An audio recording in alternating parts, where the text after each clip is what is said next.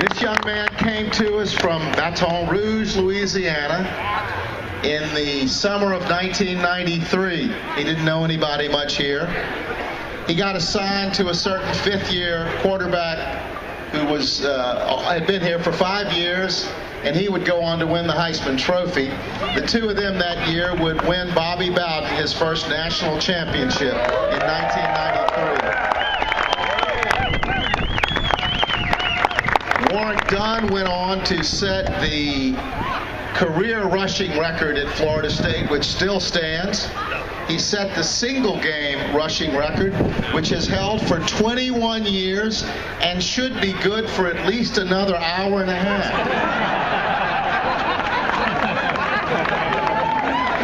Maybe an hour and 35 minutes. We'll talk a little bit about that. Warrick was a three-time All-ACC tailback. He was a three-time academic All-ACC tailback as well. He was, of course, an All-American. His number 28 jersey was retired. He's an FSU Hall of Famer. When he graduated from Florida State, he became the 12th pick in the first round of the NFL draft. He went to the Tampa Bay Buccaneers. He was a Buck and an Atlanta Falcon. Warrick was a three-time All-Pro player. He rushed for more than almost 15. I want to get it right. He rushed for almost 12,000 yards. He caught over 500 passes for almost 5,000 yards. And I got on Google Maps yesterday, and I calculated how far is 15,000 yards from here. I'll tell you where it goes to. It goes to the north part of the parking lot, north of Tallahassee in Bradfordville at the Walmart. That's 15,000 yards from here, and that's with a lot of fast, big people chasing you. Warrick Dunn was voted the NFL Man of the Year 3 times. He was also voted by Sporting News to be the #1 good guy in sports.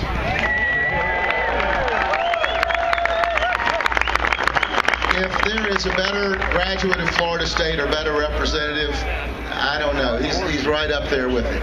Would you welcome, from Baton Rouge, Louisiana, Warrick Dunn.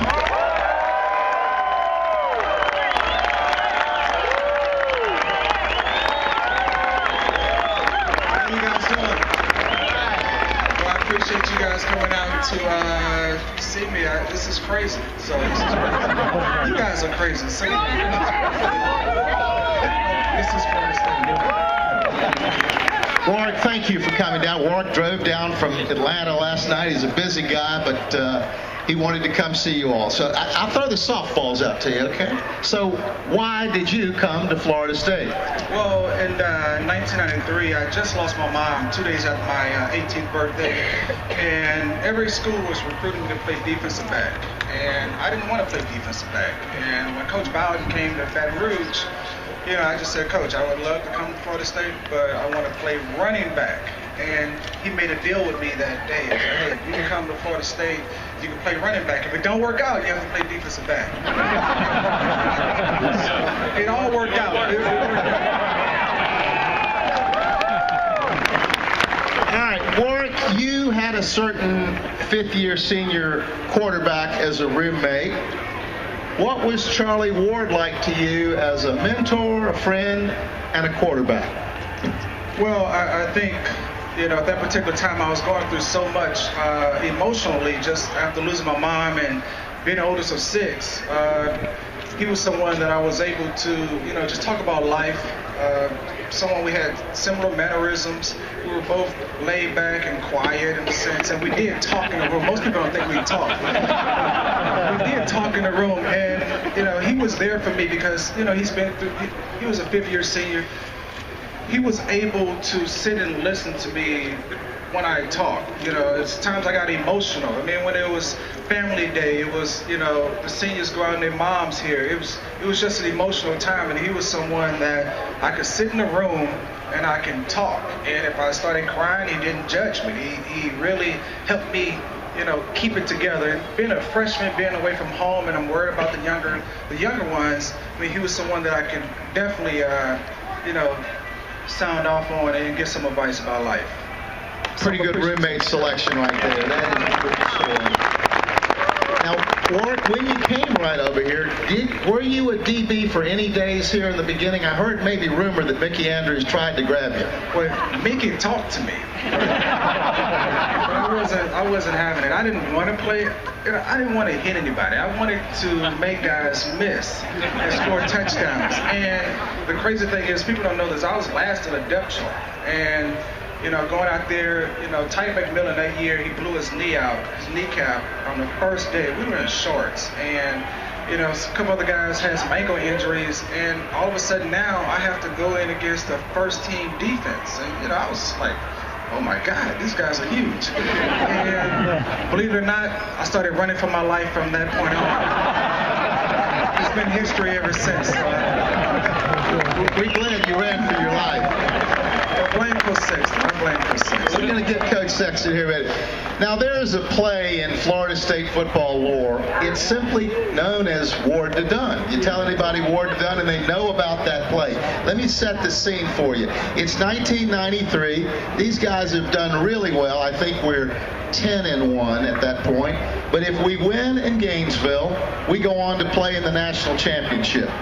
If we win, maybe his roommate wins the Heisman Trophy. But if we don't, maybe it doesn't happen.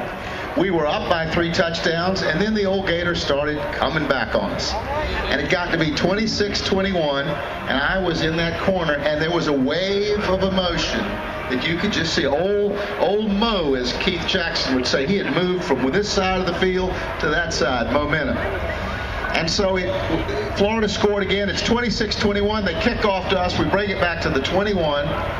Charlie throws 2 passes that somebody got in the way of, and then it's 3rd and 10 from the 21, and most people will tell you that, I don't use that term, Florida field was the loudest it had ever been. I remember my old friend TK next to me. We couldn't talk to you. You couldn't talk to anybody.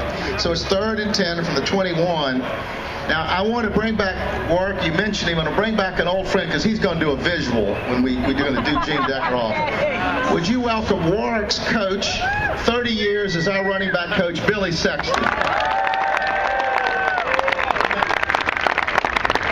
Billy is from Tallahassee, an All-America high school quarterback. He did a reverse Jacob Coker. He went to Alabama and then transferred back to Florida State. All right, Billy, so it's 3rd and 10 from the 21. Tell us what happened just before that play. I couldn't even hear myself talk. And Warrick is sitting right here after 1st down and 2nd down. And Mark Rick called the play. And Sean Jackson's in the game. And I go, Warrick, go in the game. He couldn't even hear me. I had to scream it in his ear. It was so loud. Anybody, raise your hand if you were at that game. You couldn't hear yourself whistle. So he runs in there. Sean Jackson comes out of the game.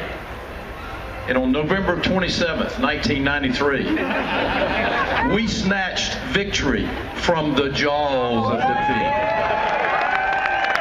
If it wasn't for number 17, where's number 17? If it wasn't for him and this young man right here, I don't think we'd have won that football game. But it went from the loudest stadium in America to the quietest. Amen, baby. All right, we're going to reenact that. Now, you all got a part here. At the right time on this call, I want y'all to be quiet in the beginning and picture yourself in the corner of that end zone, and then you need to yell and cheer profusely. Can y'all all handle that? All right, we're going to hear Gene Deckeroff is waiting right now. Gene's going to make our call. Now, the man closest, there were not that many Gators close to Warrick on the play, but the man closest to it was Billy Sexton. Billy, as you look back at the video, apparently was not sure Warrick knew which way the end zone was. So Billy spent about 25 yards with a wind-up showing it to him. I've asked Billy, he's going to reenact the part of Billy Sexton in Gainesville with his prize tailback running up the sidelines and making sure he knows which way to go. All right, Randy, are you guys ready to cheer? Warrick's not going to actually run. Randy, let's hear from Gene Deckeroff.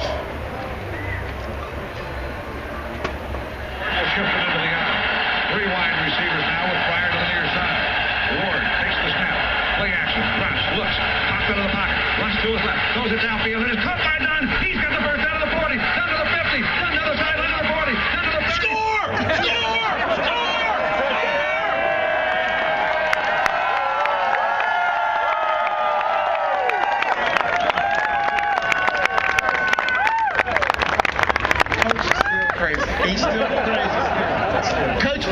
Jackson, what was it like to coach Warrick Dunn for 4 years? It was an honor just to know this guy. He and Charlie Ward are two of the finest human beings I've ever been around.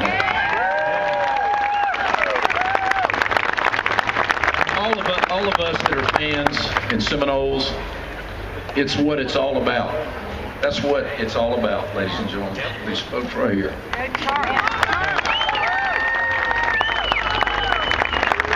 Big hand for Billy Sexton. All right, WD, so what do you remember about Ward to Dunn? That I didn't run the right route. It was the right route. I was too deep. It was supposed to be a 5-yard out. I was probably at 10, and I almost hit Tamara Vanover. But, things happen for a reason, right? So I was just running, playing street ball, and we made it happen. And I want to tell you, and Lord love him, Michael Gilmore, who's a doctor now, number 35 for Florida, he tried in vain to chase Warrick. Warrick just sort of looked back and said, "You ain't catching me." And we were in that corner just saying, "Come on down this way, come on down this way." It was a lot of fun. Warrick Dunn, what did Bobby Bowden mean to you here? Coach Bowden, for me, he was a father figure. He had an open door policy that I took advantage of. I used to go to his office all the time in between class and just talk to him about life. Trying to raise teenagers, being the oldest at 18, trying to raise some teenagers back home. I'm trying to discipline from afar. So you only can imagine that didn't work. But, being on the phone with my family every night and sisters that are, I had a sister at that time that was a teenager, another one, she was the baby, she was 9 years old. Just trying to figure out, how do I handle the girls, but also I have younger brothers that were just going crazy. So I used to go to Coach Bowden and try to get fatherly advice. I asked him, what did you do with your kids? And he used to always tell me stories of how he disciplined his kids, and I took his examples and I tried to at least not do the exact same thing, because I think that was a little ancient history for me. But I just took some of those examples, and that helped me formulate my ideas on what I wanted to do and how I wanted to try to steal some of those values that he taught me. So Coach Bowden, I wouldn't be the man that I am today. He taught me a lot about life. Going first, work ethic, hard work, dedication, commitment. He had all those things, but he did it with such class, and he never cheated a game. So I'm just thankful that I have the opportunity to play for him. And we're all going to see Bobby Bowden today. Florida State and the Bobby Dodd Foundation are going to celebrate the 35th anniversary of him winning the Bobby Dodd Award. So you're going to see the great Bobby Bowden today. We'll have Bobby Bowden and Charlie Ward and Warrick Dunn on the field at the same time. I didn't say Peter Warrick. I wasn't going to say that. He does have his own cheer, though. I got to tell you that. I was better. We had some great times. When Peter and I played together, we sat on the sideline. We had Warrick, it was Dunn. We sat next to each other and spun out. How many guys can really say that? I was lucky and special, but Peter, he's a great athlete, but trust me, I was better. Y'all like competitive spirit? All day long. All right, Warrick, you got a lot of great games. What was your favorite FSU game? Is there one?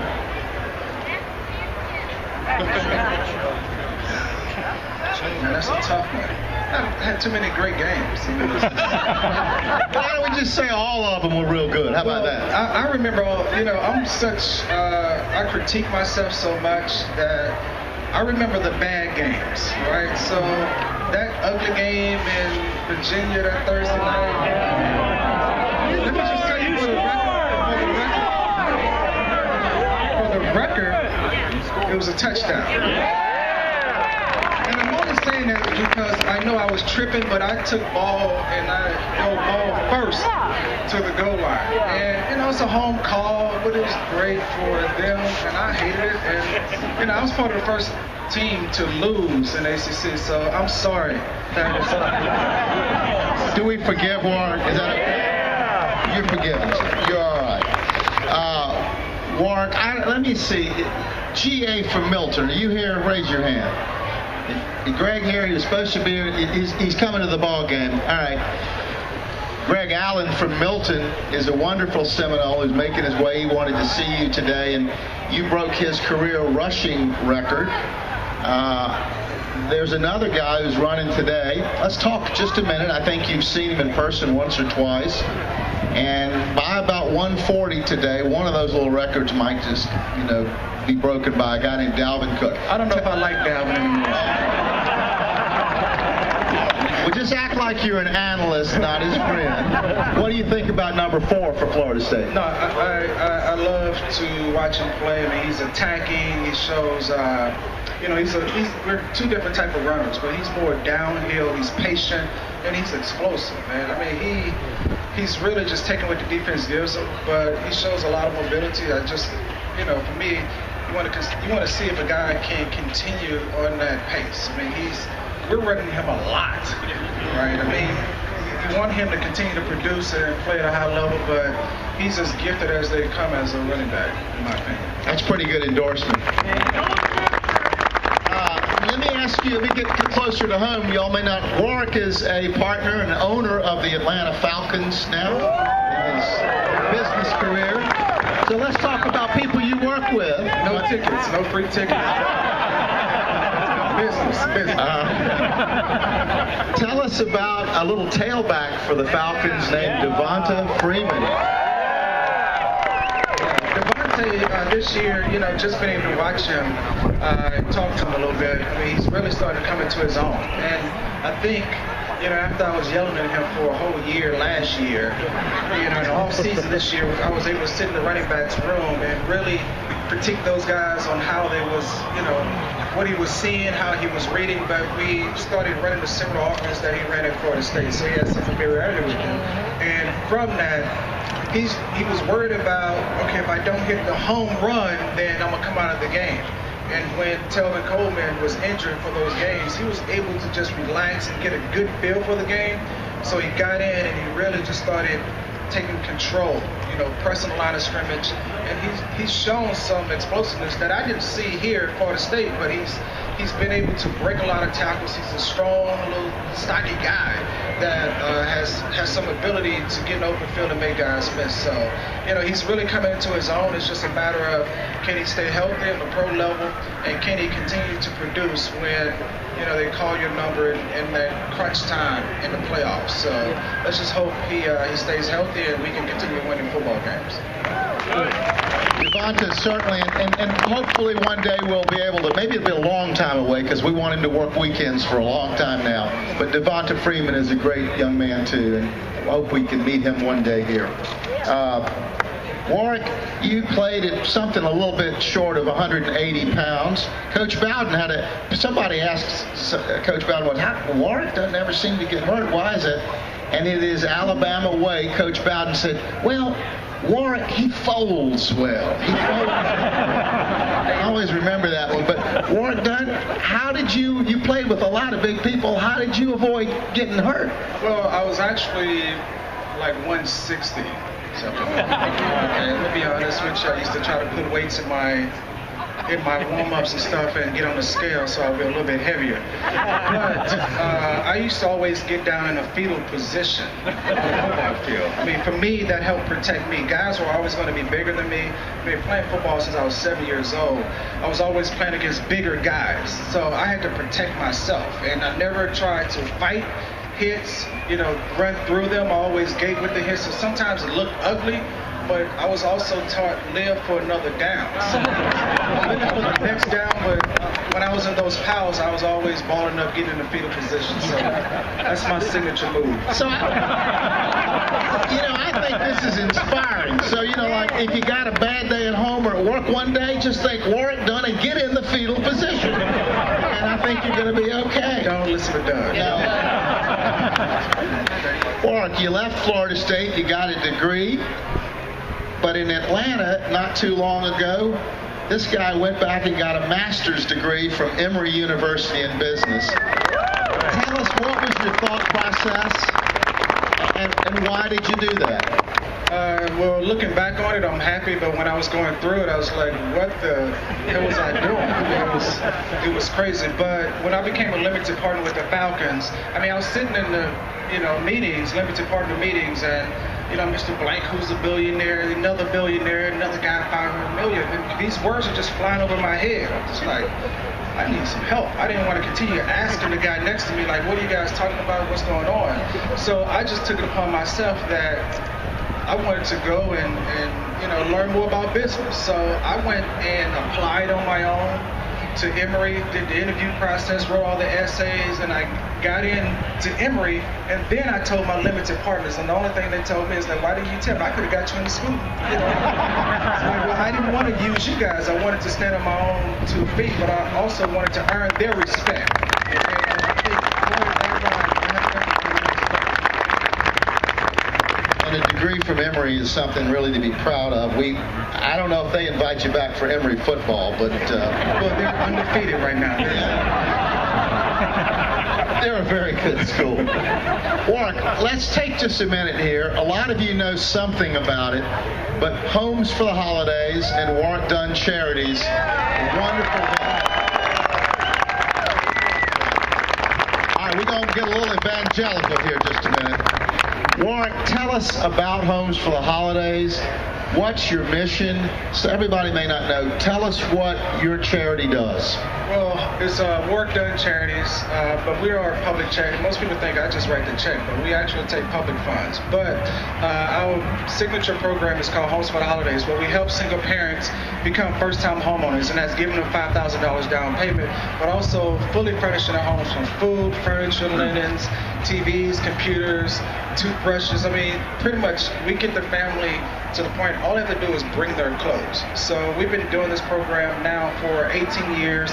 We're up to 145 single parents, and not just single moms, but we also help single fathers as well. So we've expanded not just in Tampa, Atlanta, Baton Rouge, and Tallahassee, but now we're in Phoenix, Arizona, Topeka, Kansas, Dallas, Texas, Lafayette, Louisiana, Jacksonville, Florida, Baltimore, Newark, New Jersey. We have plans to go to Chicago. So this is a program that's near and dear to my heart. And how we came about of this program is that in 1997, when I was drafted by the Tampa Bay Buccaneers, Coach Tony Dungy at the time was like, you guys are going to live in this community and you want to give back to the community. And I needed to figure out what I wanted to do in the Tampa Bay market. And I thought about my mama, her dream of home ownership. She never had the opportunity to own her own home. And I wanted to live out my mom's dream through other single parents. So that's how the program was birthed. And, we're still up and running today. And we do homes in Tallahassee. This is home. I always come back home.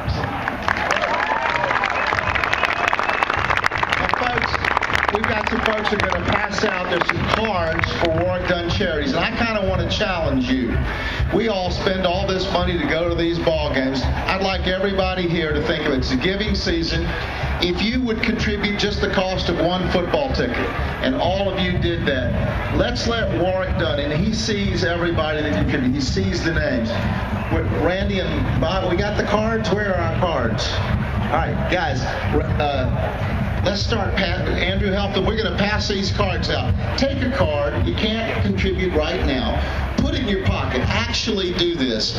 If you think a lot of Warrick Dunn, let him see how much you appreciate what he does and be part of that. Cards are going out right here. So keep the cards and letters coming.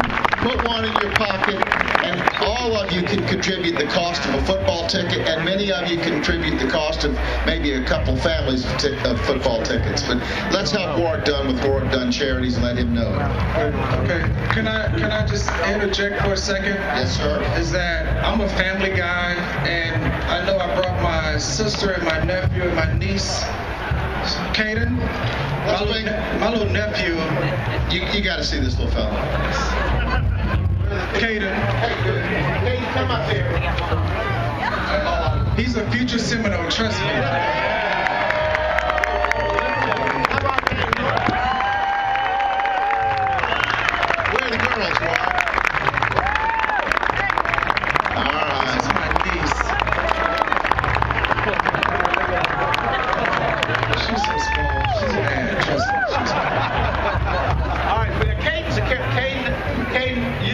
like the Seminoles, Kate?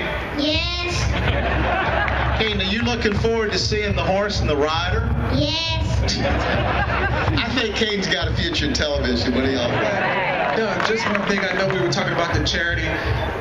Over the years, my nephew has started his own little charity that my sister, of course, my sister is really behind it, but it's called Caden's Way. And what Caden has done over the last few years is that for his birthday, instead of getting birthday presents, he's raised money for the charities, and he's outfitted a room, a kid's room,